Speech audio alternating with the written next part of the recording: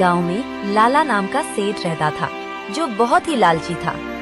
गरीब किसानों को बहला फुसलाकर ठेके पर खेत में काम करवाता था और बाद में उनके सामने तरह तरह की शर्तें रखकर उनकी जमीन पर कब्जा कर लेता था। देखो चमन, ये गरीब किसान भी बड़े अजीब होते हैं। जानवरों की तरह दिन रात मेहनत करते रहते हैं और बदले में 2 वक्त की रोटी के लिए तरसते हैं। और मुझे देखो, मुझ जैसा मालिक बस बैठे बैठे हुक्म चलाता है और सारी फसल मेरी हो जाती है। सच कहते हैं सेठ जी, पूरा गांव आपकी मुट्ठी में है। इनकी मेहनत का फायदा उठाना आपसे बेहतर और कोई नहीं जानता।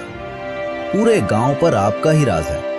आपकी मर्जी के बिना गांव में एक पत्ता भी नहीं हिलता। इन जाहिल गांव वालों को मैं ऐसी ऐसी शर्तों पर अपनी जमीन उधार देता हूँ कि मेहनत ये करते हैं और फसल मैं हड़प लेता हूँ।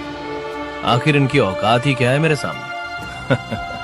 सेठ ये सब बातें कर ही रहा होता है, तभी उसके पास मंगरू नाम का एक गरीब किसान आता है, जो बहुत दुखी और परेशान होता है। सेठ जी, मैंने सुना है कि आप किसानों को अपनी जमीन ठेके पर देते हैं। हाँ भाई, तुमने बिल्कुल ठीक सुना है।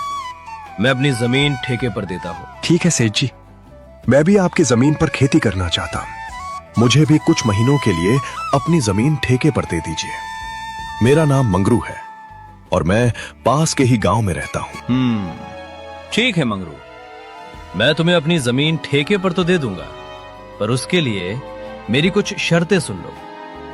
ठीक है मालिक, बताइए क्या शर्त है आपकी? शर्त यह है कि तुम्हें मेरी जमीन पर काम करना होगा और 6 महीने बाद उस जमीन पर जो भी फसल होगी उसका आधा हिस्सा तुम्हारा होगा और आधा हिस्सा मेरा होगा। ठीक है सेठ जी, मुझे आपकी शर्त मंजूर है। सेठ से जमीन की कागजी कार्रवाई के बाद मंगरू वहाँ से चला जाता है और अगले दिन खेती करने के लिए वो खेत में पहुँच जाता है। चलो, सेठ जी से जमीन तो मिल गई है, अब इसमें खेती करता हूँ।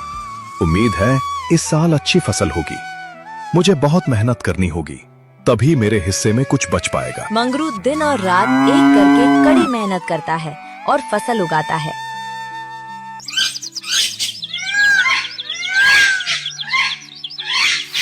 कुछ महीनों बाद खेतों में फसल लहलहाने लगती है। मंगरू अब उस फसल की कटाई भी शुरू कर देता है। चलो भाई, इस साल तो बहुत अच्छी फसल हुई है। अगर आज ये फसल सेठ ले जाएगा तो कुछ हिस्सा मेरे भाग में आ ही जाएगा। उससे मेरा घर कुछ दिनों तक चल जाएगा। मंगरू की फसल की कटाई की बात सेठ लाला के कानों तक पहुंची। अरे सेठ जी, सुनते हो क्या? मैंने सुना है आज मंगरू अपनी फसल की कटाई कर रहा है। इस बार मंगरू की फसल बहुत अच्छी